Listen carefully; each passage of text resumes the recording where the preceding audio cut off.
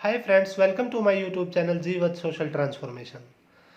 दोस्तों, आज आप लोगों के सामने मैं बड़ी साफ और स्पष्ट तरीके से एक बड़ी गंभीर समस्या को लेकर बात करूंगा और बहुत से ऐसे सवाल होंगे दोस्तों जिनके जवाब मैं आप लोगों के लिए छोड़ दूंगा और उम्मीद करूंगा इनके जवाब आप नीचे कमेंट बॉक्स में ज़रूर दोगे।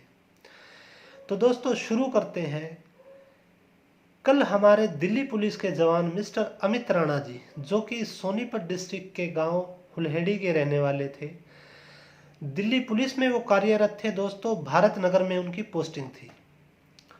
कल यानी मंगलवार से पहले उनके शरीर में उनको किसी प्रकार की बीमारी या किसी प्रकार का कोरोना का कोई लक्षण नहीं था। तो होता यूं है दोस्तों, मंगलवार की सुबह अचानक वो थोड़ा तबीयत में ढीलापन महसूस करते हैं, हल्का फीवर महसूस करते हैं।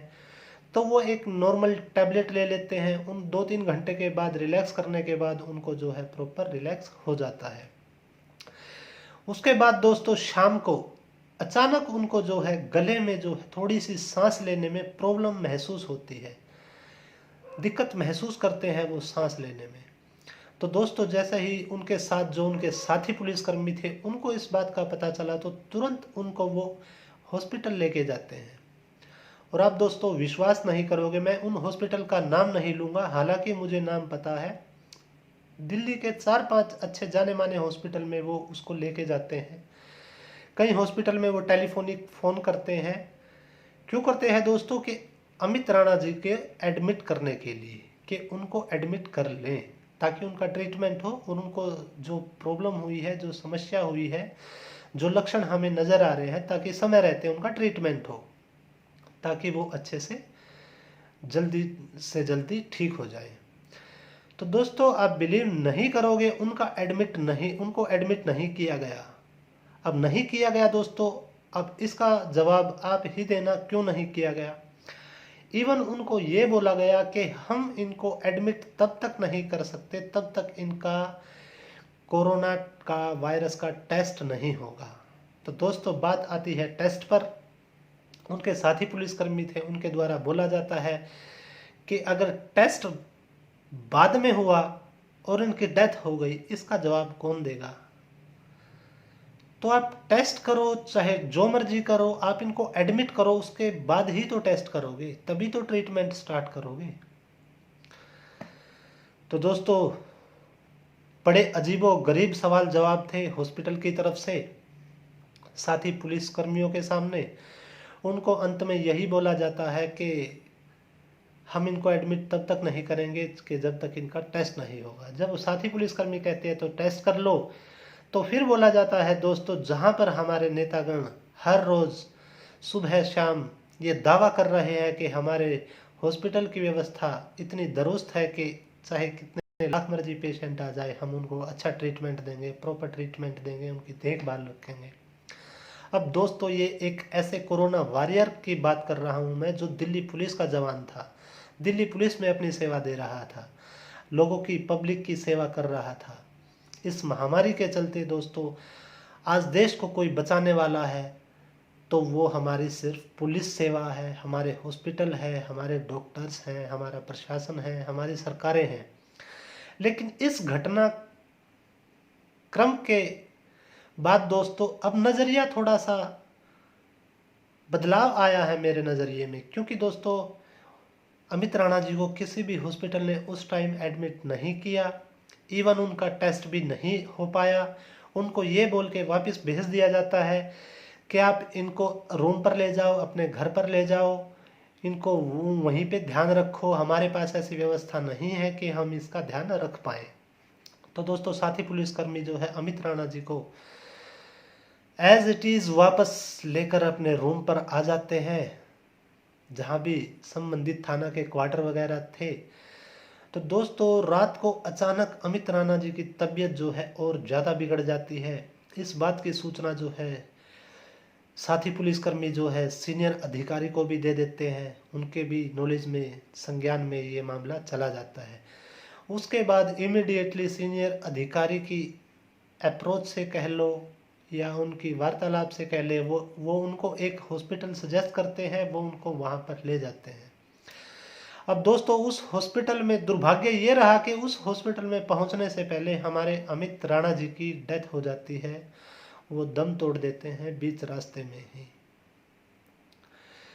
तो दोस्तों बड़ी दुखद घटना हुई। हमारे अमित राणा जी जो जवान थे दिल्ली पुलिस के, वो शहीद हुए, इस कोरोना एपिडेमिक का शिकार बने।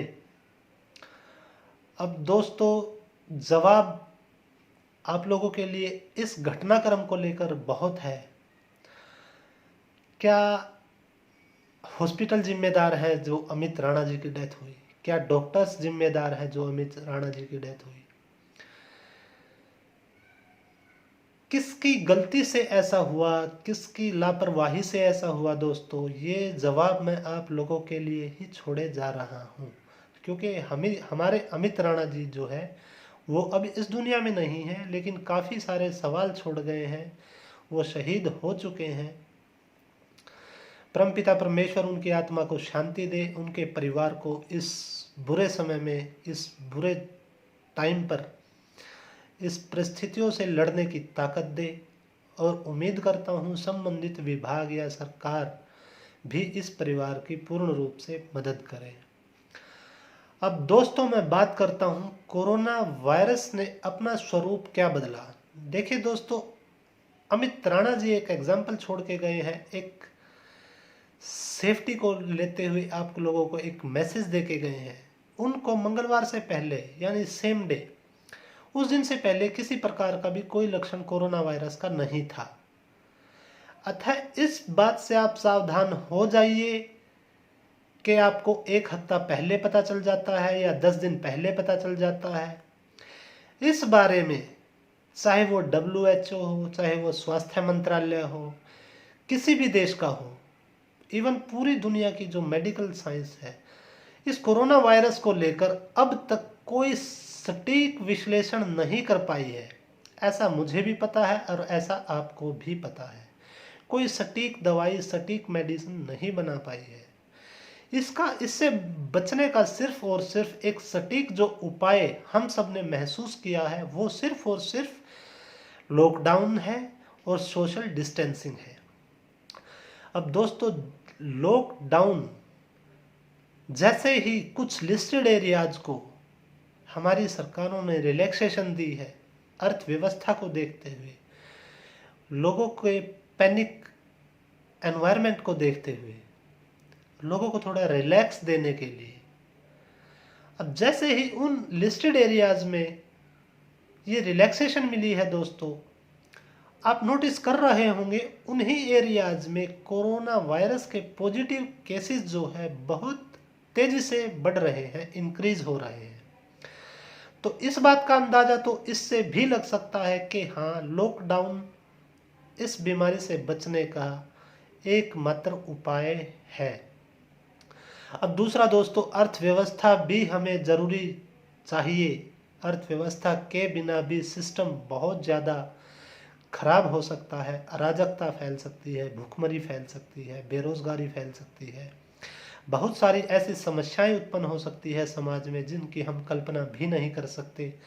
उस अर्थव्यवस्था को चलाने के लिए दोस्तों कुछ रिलैक्सेशन का मिलना भी जरूरी था।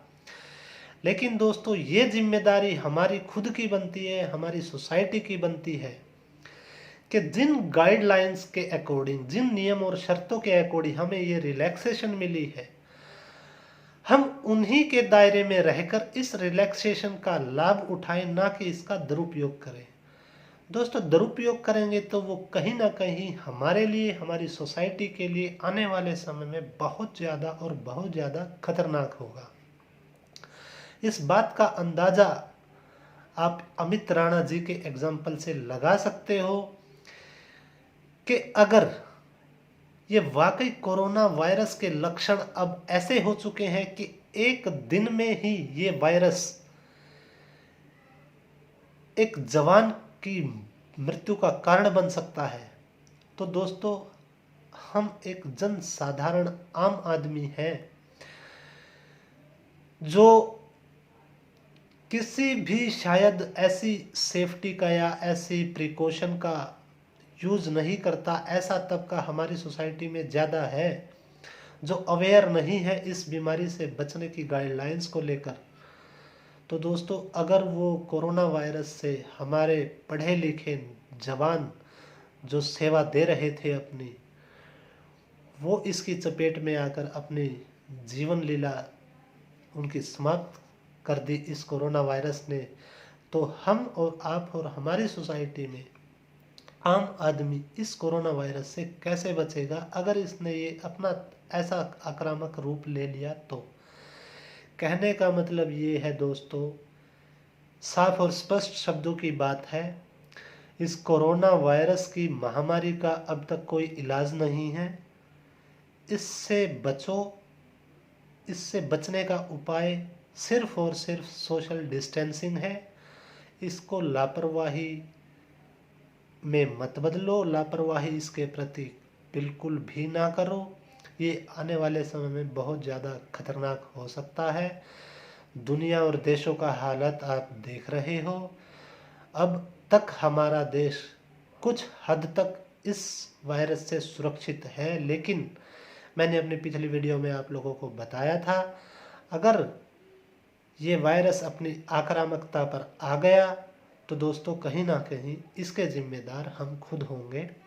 अतः उम्मीद करूंगा दोस्तों, इस महामारी से बचने के जितने भी उपाय हैं, जितने भी सरल से सरल उपाय हैं, जो आप हर किसी को पता है, हर कोई करे।